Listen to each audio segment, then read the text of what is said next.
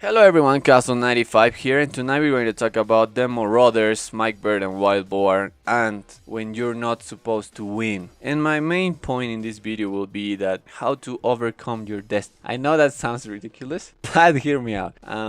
So, in the last Fight Club before the big show at the Hydro, we had two backstage segments with the Marauders and one segment in ring after they beat the Kinky Party. So these guys had a lot to say.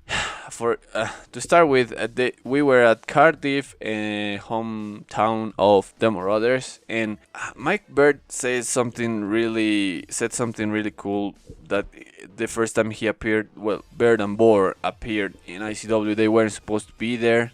It was just an emergency call or something. But they ended up winning his match, winning the titles, earning a title shot and then winning the titles, of course. And they weren't supposed to win, and just like what happened to Louis Garvin, remember when he beat Lionheart, but due to politics he has to relinquish the title and they don't recognize his title reign anymore. Well, the same thing happened to the Marauders. And I like this idea of the wrestler that comes in just to play a small role, and then he's so good that you can't ignore him and he ends up being a champion, you know? It's sort of what happened to Eli Drake in Impact Wrestling, and I wanted to talk about both cases here. You know, Eli Drake was supposed to be just the third man in the Rising, be behind Drew Galloway at all time, and then be gone like Micah, you know? But he fight to be a part of the Impact roster, and you know, every time he had the chance to take the microphone or address the camera directly, he steal the show, and he didn't care that he was only supposed to be a backup for Drew Galloway. He didn't care. He knew he was his opportunity, and he said basically, well, I'll do it to my best, you know. I give my 100% to this idea, and people will start looking at me and they will be unable to ignore me, and they will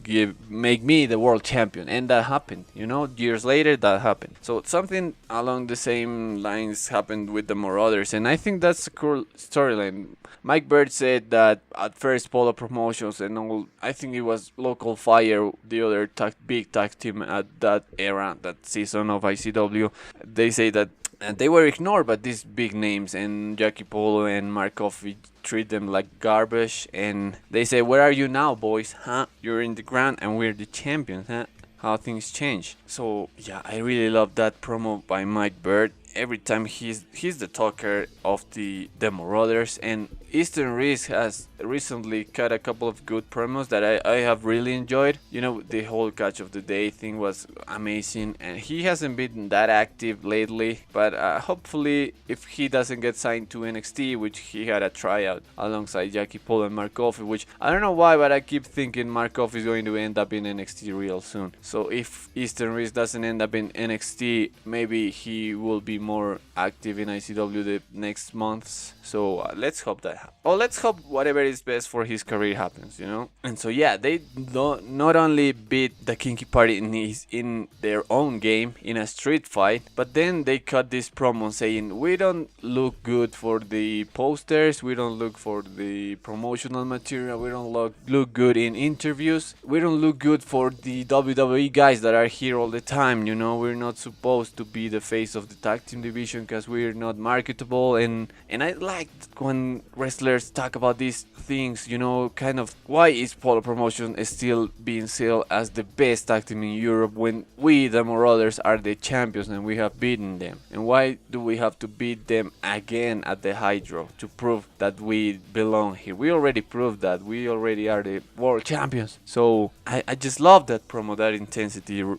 Hours before watching it, yeah, literally 2 days before watching the Fear and Loathing show, which I'm going to watch on Monday in the network because I am from South America and I can't pay a plane ticket to watch Fear and Loathing. So yeah, so that will be it for this video. I hope you liked it, and don't forget to comment because I really appreciate the feedback, and I'll see you in the next one. Goodbye.